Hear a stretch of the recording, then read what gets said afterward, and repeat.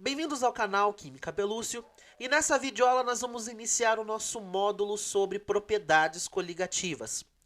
Gente, primeiramente vamos entender aonde está esse estudo, ok? Bom, propriedade coligativa, ela é um estudo das soluções, sabe? Lembra aquele assunto que a gente já viu no canal sobre quando a gente pega um líquido e a gente dissolve nele um sólido, faz aquela dissolução e faz uma mistura homogênea, certo? Aquilo lá é uma solução. Então, o líquido eu chamo de solvente, o que eu dissolvo, a partícula sólida, eu chamo de soluto. Então, as propriedades coligativas estão dentro desse conteúdo, beleza? Bom, gente, primeiramente, propriedade coligativa. O que significa o termo coligativo de maneira geral? Está associado, gente, à aglomeração, certo? Está associado à aglomeração. No caso aqui para nós da química, vai ser as alterações, certo? Que um soluto, que uma partícula sólida, ela provoca num solvente puro. Professor, muito difícil essa linguagem. Modifica o negócio aí. Traduzindo, a água. A água, ela tem características, ela tem propriedades, certo? Ela ferve numa determinada temperatura, a água congela numa determinada temperatura, certo? São propriedades que a água tem, ela sozinha, sem ninguém dissolvido nela, pura, ok? O que acontece?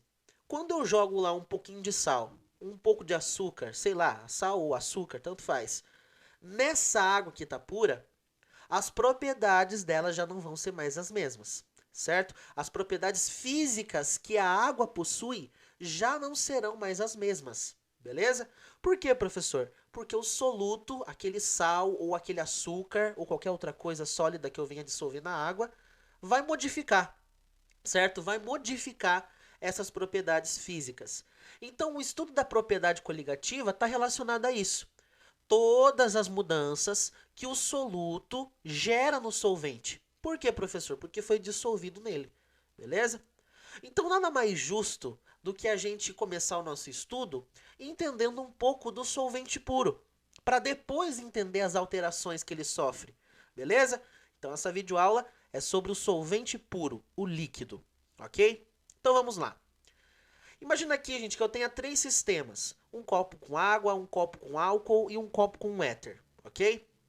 Nesse caso aqui, eu estou desenhando a formulazinha química, no caso da água, desse álcool, né? Eu peguei aqui o etanol. E eu vou pegar aqui esse éter, no caso aqui o metoximetano, beleza? Só para a gente conseguir entender melhor essa situação. Então veja só, gente. Primeiramente, vamos analisar microscopicamente as moléculas desses solutos, desses solventes aqui, beleza? Bom, gente, a água, por causa da diferença de eletronegatividade que há entre o hidrogênio e o oxigênio, traduzindo, o oxigênio gosta muito de elétrons, então ele fica mais negativo, né? A nuvem eletrônica, a densidade eletrônica, né? Aquela densidade negativa fica mais acumulada nele. Por conta disso, é, a água ela tem polos, certo? Ela é polar. Então ela tem a região negativa dela e o hidrogênio acaba sendo a região positiva da molécula de água. Então a água é uma molécula polar, ok? Bem polarizada mesmo. E o álcool, professor, o que o álcool é? Perceba aqui que o álcool, né, ele é uma função oxigenada aí da química orgânica, que ele tem hidroxila. Da mesma forma, gente, né? Esse oxigênio acaba ganhando aí um caráter negativo, certo? Acaba ganhando esse caráter negativo. E aqui acaba gerando um polo mais positivo no lado dos carbonos. Então o álcool também é uma substância polar. O éter. O éter também tem oxigênio. Então acaba que ele gera um polo negativo sobre ele e os carbonos ali que estão grudados nele acaba gerando ali uma pequena carga também positiva, certo? Então estou lidando aqui com três líquidos, água, álcool e um éter, aonde os três têm um certo nível de polaridade, ok? Quando a gente estuda um pouquinho de química orgânica, vocês vão entender que a água ela faz o que nós chamamos de ponte de hidrogênio, certo? Então aqui, ó, a água ela faz uma força. Como é que as moléculas de água ficam ligadas uma nas outras? Por meio de pontes de hidrogênio. ok? Então aqui o que liga pontes de hidrogênio, eu chamo de PDH, ok? Pontes de hidrogênio. Então como é que uma molécula de água se liga a outra? Como é que ela interage com a outra lá, amiguinha do lado dela? Por meio de pontes de hidrogênio, que são ligações muito fortes, viu, gente? Ligações extremamente fortes que grudam essas moléculas de água uma na outra. O álcool, gente, por ser uma função hidroxilada, ou seja, que tem esse OH, ele também acaba fazendo pontes de hidrogênio, certo? Ah, professor, então quer dizer que as moléculas do álcool se ligam de maneira mais forte que as moléculas de água? Cuidado, eles se ligam por pontes de hidrogênio. Só que a água faz pontes de hidrogênio mais intensas do que o álcool. Por quê, professor?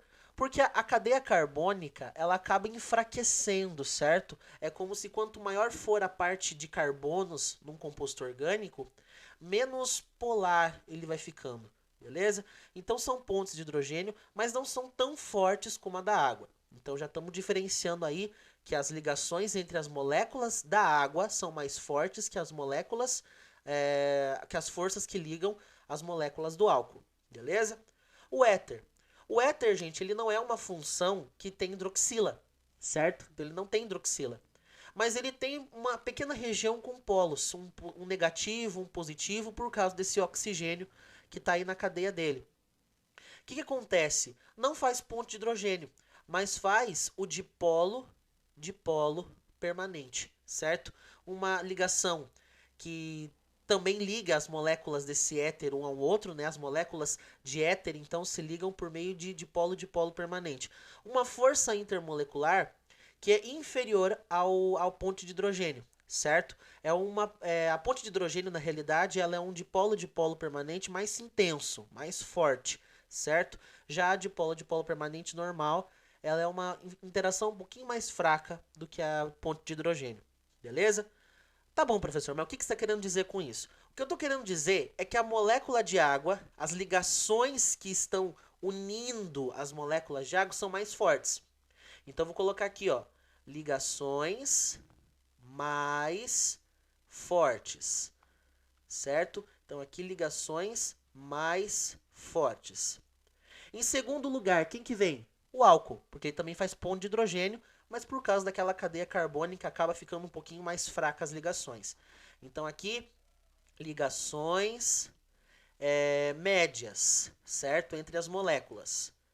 Eu estou comparando essas três, tá bom, gente? Então não leva isso aqui para o geral, beleza? Eu só estou comparando as três uma com as outras. E aqui o éter, ligações mais fracas entre as moléculas, tá bom? Então, ligações mais fracas.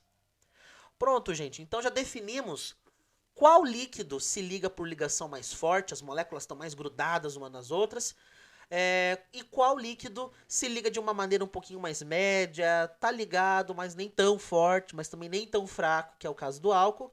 E a interação entre as moléculas desse éter, certo? Por ser dipolo permanente, é um pouco mais fraca, tá bom? As moléculas não estão tão fortemente ligadas assim. Bom, gente, agora o que isso vai significar para mim? Por que tenho que explicar isso para vocês? Porque essa característica, gente, que liga as moléculas uma nas outras de um líquido, vai desenrolar todo o assunto que a gente vai ver.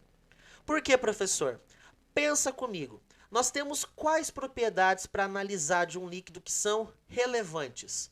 A primeira delas, gente, vamos pegar aqui, é o ponto de fusão, certo? Ponto de fusão. Professor, o que é ponto de fusão? É o ponto aonde está relacionado o sólido e o líquido, o estado sólido e o líquido.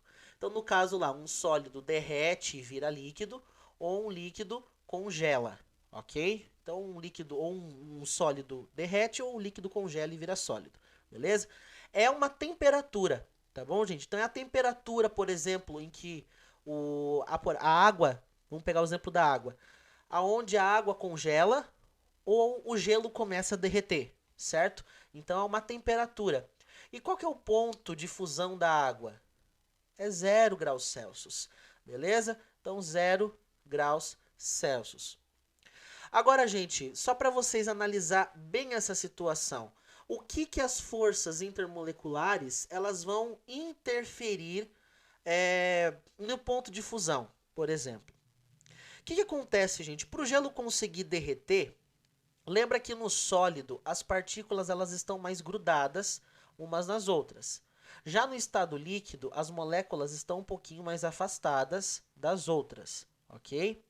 Ou seja, do sólido para líquido, é como se as moléculas ficassem mais agitadas, elas têm um movimento mais livre ali, elas têm mais liberdade para se movimentar do que no estado sólido, beleza?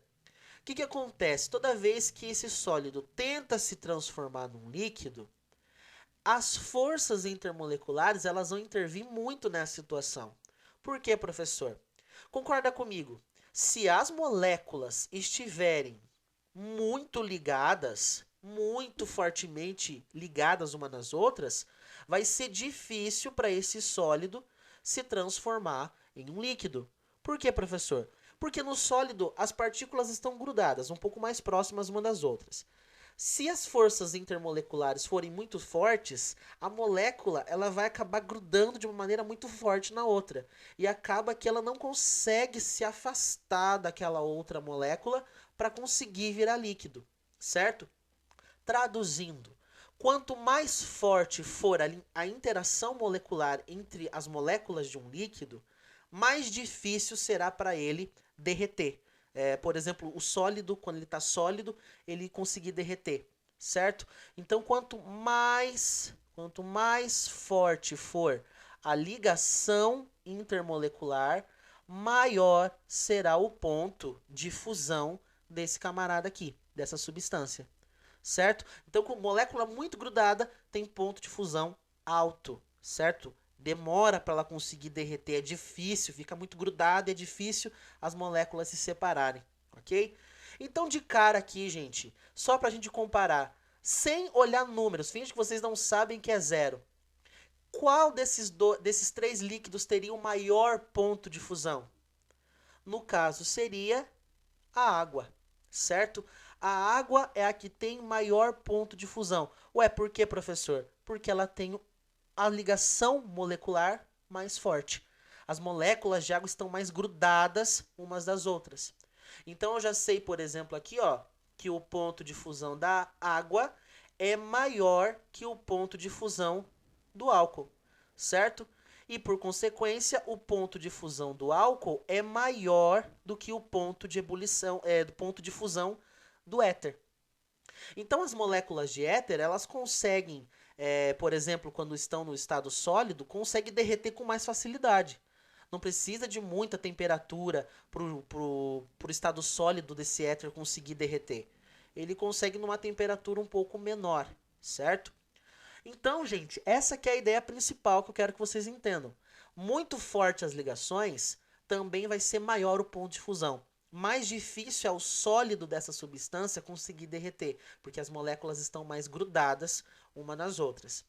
Agora, a segunda característica que eu quero analisar com vocês é o ponto de ebulição. Professor, o que é o ponto de ebulição? É a temperatura que relaciona o estado líquido com o estado de vapor, certo? Então, um líquido indo para vapor ou um vapor voltando a ser líquido, beleza? Por exemplo, o que o ponto de ebulição vai mostrar para a gente no nível microscópico? Bom, no estado líquido a gente viu que as moléculas elas estão um pouquinho mais separadas, certo? Ali no desenho de cima. Só que no estado de vapor, gente, as moléculas elas vão estar numa distância ainda maior uma das outras. Então o afastamento vai ser maior. Elas vão estar mais agitadas e mais afastadas uma das outras, certo? Então, quando um líquido vai para vapor, a gente tem que as moléculas se afastam ainda mais uma das outras, beleza? E aí que tá. Se para esse líquido se transformar em vapor, as moléculas vão ter que ter mais liberdade. E o problema é, se as ligações entre as moléculas forem muito fortes, esse líquido não consegue ir para o estado de vapor tão fácil assim. Ah, professor, então quer dizer que se as moléculas estiverem muito presas, grudadas, né, com ligações intermoleculares intensas, ligadas uma na outra muito forte, esse líquido vai ter problema para conseguir ir para o estado de vapor? Exatamente. Quanto mais fortes as ligações, mais difícil é se tornar vapor para esse líquido. Então, professor, quer dizer que quanto mais forte, maior é o ponto de ebulição dessa substância? Exatamente. Como assim? Simples, gente. Só pensar da seguinte maneira. Ebulição envolve fervura, tá bom? Eu pego um líquido e começo a ferver ele lá no fogo. Nesse caso, quanto mais intensas as ligações, mais difícil é desse líquido ferver, certo? Então eu preciso colocar mais fogo, tem que aumentar a temperatura do sistema para esse líquido conseguir começar a ir para o estado de vapor. Então, quanto mais fortes as ligações, maior a temperatura para ferver esse líquido, porque ele não consegue ir com facilidade para o estado de vapor. Beleza? Agora aqui, gente, de lambujo, quem que vai ter o maior ponto de ebulição entre água, álcool e éter? Bom, professor, de cara, né? A água, ligação mais forte, ferve numa temperatura maior. Então, o ponto de ebulição da água é maior que o ponto de ebulição do álcool, certo? Justamente porque as moléculas estão mais grudadas, mais unidas, não consegue soltar. E no álcool está um pouquinho mais livre, está mais soltinho, consegue se ir para o estado de vapor mais facilmente. E agora, comparando o álcool com o éter, o ponto de ebulição do álcool é maior que o ponto de ebulição do éter. Justamente porque ali as ligações são mais fortes no álcool do que no próprio éter. Então o éter está mais folgado, ele consegue ir para o estado de vapor com mais facilidade. Beleza?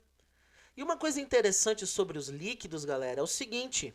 Um líquido, ele sempre consegue ir para o estado de gás, por exemplo, o estado de vapor, sem esquentar ele. Como assim, professor? Você acabou de dizer que para um líquido ir para o vapor ele precisa esquentar? Sim, na ebulição. Mas um líquido, todo líquido consegue evaporar. Como assim, professor? Vou mostrar para vocês a seguinte ideia aqui, ó. Imagina que eu tenha um sistema, certo? Que está cheio de um líquido, certo? Qualquer líquido, beleza? O que acontece? Vou tentar desenhar aqui de novo, que ficou um pouquinho esquisito. Olha só. Imagina aqui que eu tenha o seguinte sistema. Qualquer líquido está aqui dentro, beleza? Qualquer líquido, professor. Então, olha só. Então, aqui eu tenho um líquidozinho, bem maroto. E o que acontece, gente? Como é que acontece a evaporação? As moléculas que estão na superfície aqui, ó. As moléculas que estão na superfície, elas têm uma agitação, certo? Elas estão ali agitadas, elas têm uma movimentação. E por terem essa movimentação, elas conseguem, por estar na superfície, escapar. As moléculas que estão mais aqui embaixo não conseguem fazer isso, obviamente, tem um monte de água em cima delas, elas não conseguem escapar assim para a atmosfera. Mas as que estão na superfície do líquido, elas conseguem escapar e ir para o estado de vapor, certo? Escapar para a atmosfera. Essa tendência da superfície de um líquido, as moléculas escapar para o estado, para a atmosfera, né, para o ar aí em torno dela, é o que nós chamamos de evaporação. É a tendência natural do líquido escapar para o estado gasoso, para o estado de vapor, ok? E o que acontece? Essa propriedade de conseguir evaporar com facilidade ou com mais dificuldade é o que nós chamamos de volatilidade. Beleza? Então, o que é algo volátil? Algo que tem tendência a escapar para o estado de gasoso, de vapor. Beleza? Comparando, aqui no caso, a volatilidade da água, do álcool e do éter. Qual deles você me diria que é o mais volátil? Aquele que consegue escapar com mais facilidade aí para a atmosfera. Vamos pensar um pouquinho. Bom, se as moléculas estão lá na superfície, agitadinhas e grudadas umas nas outras, beleza. Quanto mais forte for a ligação entre essas moléculas, você concorda comigo que vai ser difícil dela escapar? Então, se a tendência dela é escapar, soltar uma das outras e vazar para a atmosfera, você concorda comigo que quanto mais forte for essas ligações, mais difícil é escapar. Então, quanto mais forte for as ligações intermoleculares de um líquido, mais difícil fica dele volatilizar, evaporar. Beleza? Então, qual dos líquidos aqui tem volatilidade mais alta? Aquele que é mais volátil, aquele que mais evapora. É aquele que tem ligação mais fraca, que no caso vai ser o nosso amiguinho aqui, éter. Beleza? Então, o éter, ele ganha em ser volátil. Então, aqui, ó, o éter é mais volátil que o álcool e o álcool ganha da volatilidade da água. Então a água não, diante dessas três aqui, a água é a que menos é volátil, professor? Exatamente, porque as moléculas estão mais grudadas umas nas outras.